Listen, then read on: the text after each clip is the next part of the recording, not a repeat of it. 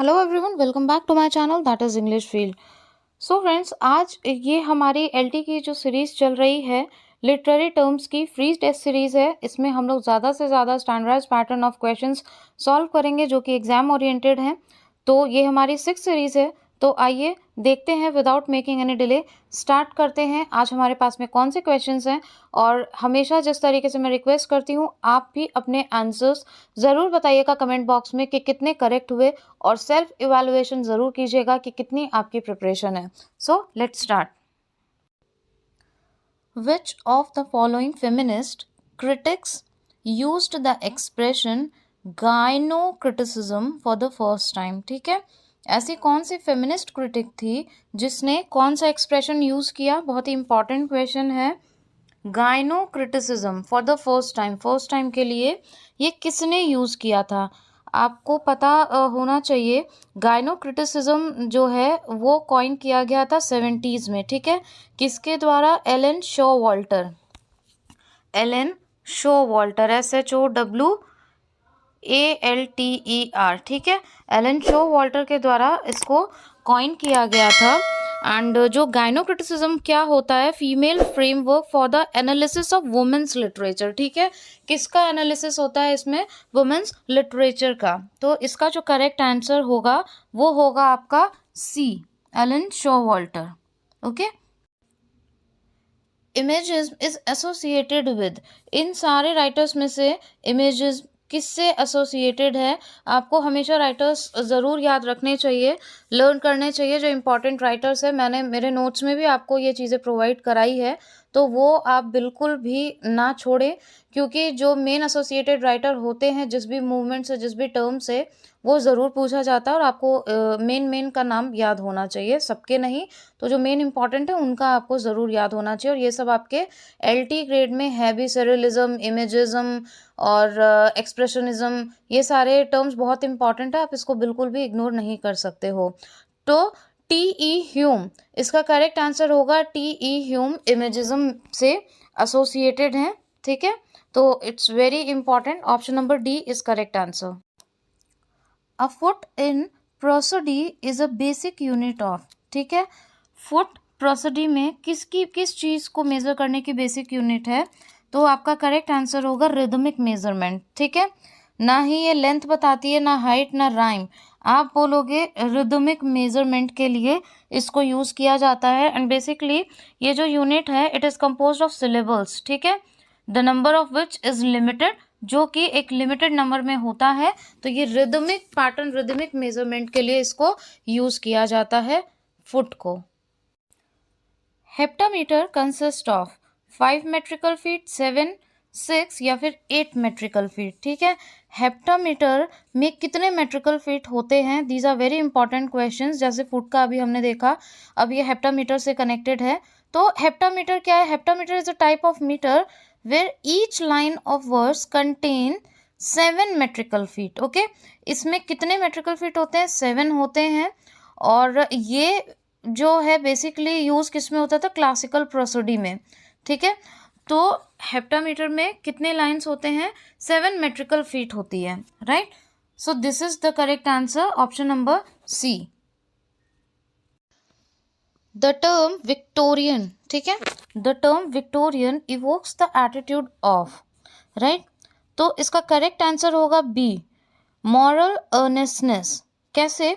ये जो Victorian term है इसको फर्स्ट टाइम यूज़ किया गया था ग्रेट एग्जीबिशन इन लंदन। ठीक है, लंदन में 1851 में एक एग्जीबिशन हुई थी, उसमें इसको यूज़ किया गया था, जहाँ पे विक्टोरियन इन्वेंशंस और जो मॉरल्स थे उस टाइम के, वो सारी चीज़ें पूरे संसार में दिखाई गई। ठीक है, तो एग्जीबिशन में क्या होता है? यही चीज़ें होती है। एग्जीबिशन लंदन में थी 1851 में, तो फर्स्ट टाइम वहाँ पे इन सारी चीज़ों को दर्शाया गया था, दिखाया गया था। तो इसमें क्या दिखाया गया था? मॉरल अर्नेस्टनेस। ठीक है, तो आपका जो करेक्ट आंसर है वो हो जाएगा answer B. Iambus is a metrical foot consisting of 2 syllables, 4 syllables, 3 syllables या फिर 1 syllables। तो इसका जो करेक्ट आंसर होगा वो होगा ए, 2 syllables। एन आइम और iambus is a metrical foot, used in various forms of poetry. इसको यूज़ किस में किया जाता है? In various forms of poetry. So your correct answer is 2 syllables। और ध्यान रखिए ये बहुत ही इंपॉर्टेंट क्वेश्चंस हैं, इससे रिलेटेड क्वेश्चन आपके एग्जाम में ज़रूर पूछा जा सकता है, तो इसको आप बिल्कुल भी इग्नोर मत करिएगा। ओके, चलिए आगे बढ़ते हैं। The phrase dissociation of sensibility was first used by. Most important question है ये, ठीक है। डिसोसिएशन ऑफ सेंसिबिलिटी किसने यूज़ किया था? तो इसका करेक्ट आंसर है T.S. एलियट। याद रखिएगा, बहुत ही इम्पॉर्टेंट क्वेश्चन है। Phrase dissociation of sensibility used by T.S. Eliot, ठीक है। किस में यूज़ किया था इन्होंने इसे? The metaphysical poets. इन्होंने अपने ऐसे द मेटाफिजिकल पोएट्स में इसको यूज़ किया था in 1921, right, in 1921। An idyll is usually a poem about a, ठीक है। तो ये एक शॉर्ट पोएम होती है जिसमें रस्टिक लाइफ का डिस्क्रिप्शन होता है, या फिर आप कह सकते हो कि ये जो एवरीडे लाइफ के जो सीन्स होते हैं उसका डिस्क्रिप्शन शो करती है, ठीक है। तो पिक्चर्स क्यों लाइफ सिटी लाइफ हो नहीं सकता, नेचर हो नहीं सकता, view of nature, picture of industrial society ये भी नहीं होगा क्योंकि इंडस्ट्रियल का तो इसमें कोई रिलेशन ही नहीं है। देन इट्स पिक्चर्स क्यों कंट्री लाइफ, ठीक है। तो D is your correct option. और हमेशा जैसा कि मैं अपने हर वीडियो में आपको बोलती हूँ, और आज से नहीं बोलती आ रही हूँ, बहुत पहले से मैं हमेशा बोलती हूँ कि एलिमिनेशन मेथड से ही आप क्वेश्चन को सॉल्व करने की कोशिश करें। जैसे जैसे आप एलिमिनेशन मेथड को अडॉप्ट करते जाओगे, उसके थ्रू प्रैक्टिस करते जाओगे, एक्यूरेसी ऑफ योर आंसर वो बहुत ही बेस्ट हो जाएगी। आप ट्राई करके देखो, उसके बाद मुझे कमेंट करके जाना, okay. In an 1817 review of Coleridge Biographia Literaria, ठीक है, ये नाम आपने सुना होगा, Biographia Literaria. Francis Jeffrey coined the term lake school of poets, ठीक है। लेक स्कूल ऑफ पोएट्स, तो उनके ग्रुप में कौन कौन लोग आते हैं, ठीक है। तो ये जो ग्रुप है ये कहाँ पे रहता था? लेक डिस्ट्रिक्ट ऑफ इंग्लैंड, ठीक है। तो ये किन किन लोगों का ग्रुप है, और ये मैं आपको बता दूं कि ये जो पोएट्स हैं इस ग्रुप में वो रोमांटिक एज या फिर मूवमेंट आप कह सकते हो उससे बिलोंग करते हैं, ठीक है। आप भी अपना करेक्ट आंसर देख लीजिए। Wordsworth, Coleridge and Southey. इसका जो करेक्ट ऑप्शन होगा वो होगा option number D, Wordsworth, Coleridge, Southey, ठीक है। ये सब आते हैं। और एक क्वेश्चन और इसमें बनता है कि जो लेक स्कूल ऑफ पोएट्स हैं इनका जो ग्रुप है, ये टर्म किसने कॉइन की, लेक स्कूल ऑफ पोएट्स? तो Francis Jeffrey coined this term. तो इस तरीके से देखिए, number of question is not important, उन क्वेश्चंस में आप क्या कंटेंट यूज कर रहे हो जो कि एग्जाम ओरिएंटेड है, इम्पॉर्टेंट है। मोस्ट प्रोबेबली क्या होता है, कंटेंट इम्पॉर्टेंट होना चाहिए जो एग्जाम में पूछा जा सकता है, ठीक है। तो उसको आपको करना चाहिए, और क्वेश्चंस जितने सॉल्व करोगे आप, एमसीक्यूज जितने ज़्यादा आप सॉल्व करोगे उतनी अच्छी आपकी प्रैक्टिस होगी, और इसका फ़ायदा आपको एग्जामिनेशन हॉल में मिलेगा। जो कि आप कहते हो ये छूट गया, ये स्पीड नहीं बन पाई, या पेपर लेंदी था, या पैटर्न ऑफ क्वेश्चन रीड करते हुए वो ज़्यादा लेंदी था, तो ये सारी चीज़ें क्या है, प्रॉब्लम करती हैं, समझ रहे हैं। इसलिए ये सारे ही पॉइंट्स इंपॉर्टेंट हैं, और मेरे हर वीडियो में मैं कोशिश करती हूँ कि आपको ये सारी चीज़ें रिमाइंड करा सकूँ। क्यों? क्योंकि डेली कोई ना कोई नए व्यूअर्स जुड़ते हैं, और आपसे मेरी रिक्वेस्ट है कि प्लीज़ जिस तरीके से मैं अपने डेडिकेशन के साथ में आपको कंटेंट प्रोवाइड करने की कोशिश कर रही हूँ और प्रोवाइड करा रही हूँ, और आप लोग भी बहुत सपोर्ट करते हो, अप्रिशिएट करते हो, लेकिन उस हिसाब से प्लीज़ आप सपोर्ट भी करिए जिससे मुझे और मोटिवेशन मिले काम करने के लिए। तो उस तरीके से आप भी, अगर आपको बेनिफिशियल लगता है तो लाइक किया करो, सब्सक्राइब किया करो, और लोगों को भी आप जोड़ो जिससे सब लोग इस जर्नी में इसका बेनिफिट ले सकें। तो चलिए नेक्स्ट क्वेश्चन की तरफ बढ़ते हैं। Who among the following is not a university wit, ठीक है। इनमें से यूनिवर्सिटी विट कौन नहीं है, और उनके ग्रुप में नहीं है बेसिकली। और ये जितने भी क्वेश्चंस हैं इनकी नॉलेज आपको ज़रूर से होनी चाहिए। तो देखिए, जो इनका ग्रुप है उसमें क्रिस्टोफर मार्लो आते हैं, फिर आपके रॉबर्ट ग्रीन आते हैं, ठीक है, जॉर्ज पील आते हैं और थॉमस नैश ये भी आते हैं, लेकिन बेन जॉनसन यूनिवर्सिटी विट्स में नहीं आते हैं। तो जो डी ऑप्शन है वो आपका गलत है, ठीक है। और ये जो यूनिवर्सिटी विट्स का ग्रुप है ये कब बना? लेट 16th सेंचुरी, ठीक है। English playwrights late 16th century में ये बना and they were educated at the universities, जैसे ऑक्सफोर्ड और कैम्ब्रिज यूनिवर्सिटी में क्या है, इनको एजुकेशन मिलती थी। Okay. The term theatre of cruelty was coined by, theatre of cruelty जो टर्म है वो किसने कॉइन की?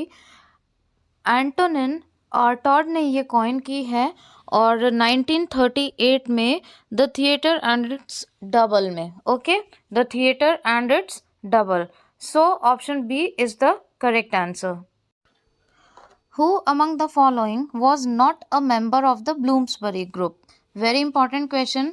इनमें से कौन नहीं है? मैंने आपको बताया था जब भी नॉट वाला क्वेश्चन आए ऐसे क्वेश्चन हमें फंसा देते हैं, इसलिए क्वेश्चन देखते ही आपको पहले उसको नॉट को मार्क कर देना सो दैट वो नॉट आपको रिमाइंड कराता रहे कि इसमें इनमें से क्या नहीं है वो पूछा है। तो who among the following was not a member of the Bloomsbury group. जल्दी जल्दी में हम देखते हैं और हम गलत पे टिक लगा देते हैं, ठीक है। तो इसमें सबसे लास्ट जो डी ऑप्शन है विंस्टन चर्चिल, ये ब्लूम्सबरी ग्रुप में नहीं आते हैं। और कौन कौन आते हैं ब्लूम्सबरी ग्रुप में, साथ के साथ आप वो भी देख लीजिए। वर्जीनिया वुल्फ का नाम आता है सबसे पहले, मोस्ट इम्पॉर्टेंट। फिर John Maynard, E.M. Forster important, and Lytton Strachey. तो ये नाम ब्लूम्सबरी ग्रुप में आते हैं, इसलिए ये सब इंपॉर्टेंट चीज़ें ज़रूर याद रखिए। मेटाफिजिकल पोएट हो गए, ब्लूम्सबरी ग्रुप हो गया, ठीक है। बढ़ते हैं दूसरे क्वेश्चन की तरफ। द टर्म, ये यहाँ पे इंटरनेशनल फैलेसी है, इसको आप करेक्ट कर लीजिएगा। This is not international, this is intentional, INTEN, ठीक है, TIONAL, इंटेंशनल फैलेसी है ये, राइट। इंटेंशन से बना इंटेंशनल फैलेसी। तो the term intentional fallacy is first used by, ठीक है, किसने यूज की इनमें से इंटेंशनल फैलेसी? तो जब भी इंटेंशनल फैलेसी का नाम आता है विमसेट और बियर्डस्ले का नाम जरूर आता है, ठीक है। Option number D is correct one. Mid 20th century में विलियम के विमसेट और मोनरे सी बियर्डस्ले ने इंटेंशनल फैलेसी को पब्लिश किया था, ठीक है।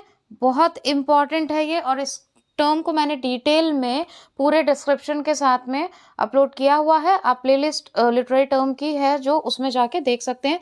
मोस्ट इम्पॉर्टेंट जितनी भी टर्म्स है उसमें डीपली एक्सप्लेन की है मैंने, इसीलिए अब मैं सिर्फ LT के लिए टेस्ट सीरीज चला रही हूँ जिससे आपकी ज़्यादा से ज़्यादा प्रैक्टिस हो सके। लेकिन फिर भी मेरी रिक्वेस्ट है, पहले कंसेप्ट क्लियर करिए, उसके बाद में आप MCQs करिए, तो आपके लिए और भी ज़्यादा अच्छा होगा। मैं अपने हर वीडियो में ये बोलती हूँ।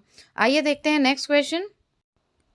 The term curtal sonnet was coined by, curtal sonnet को किसने कॉइन किया था? This is also important question. Curtal sonnet को किसने कॉइन किया था? So the correct answer is Gerard Manley Hopkins, ठीक है। जेरार्ड मानले हॉपकिंस ने इस टर्म को कॉइन किया था, और कर्टल सोनेट 11/9 का होता है, आपको पता ही होगा, ठीक है। तो ये थे आज के हमारे कुछ बहुत ही इम्पॉर्टेंट क्वेश्चंस। इसके बाद हम नेक्स्ट वाले वीडियो में इसकी नेक्स्ट सीरीज लेकर के आएंगे। सो फ्रेंड्स, आई होप ये सेशन आपके लिए बेनिफिशियल रहा हो। अपना फीडबैक देना बिल्कुल मत भूलिएगा, जिससे कि वीडियोस में इम्प्रूवमेंट्स हो सके और आपके लिए वो बेनिफिशियल हो सके। सेशन अगर आपको अच्छा लगा हो तो लाइक करना बिल्कुल मत भूलिएगा। आप देख लेते हो लेकिन लाइक करना भूल जाते हो। शेयर करिए फ्रेंड्स में, बाकी स्टूडेंट्स के साथ में, जिससे ये सबके लिए लाभकारी हो सके। ये सारी फ्री सीरीज़ है, इसकी कोई भी आपसे कॉस्ट नहीं ली जा रही है, और मेरी बस यही रिक्वेस्ट है कि सब तक ये पहुँचे और आप लोग इससे और भी ज़्यादा बेनिफिट उठा सकें। बाकी आपके सजेशंस हमेशा वेलकम किए जाते हैं, वो ज़रूर दीजिएगा। और अगला टॉपिक आप कौन सा देखना चाहते हो वो भी बताइएगा। बाकी लिटरेरी टर्म की जो सीरीज़ है वो रेगुलर चलती रहेगी। एंड प्लीज़ पहले कंसेप्ट क्लियर करिए, उसके बाद में MCQs जितने ज़्यादा हो सके उतने आप सॉल्व करिए।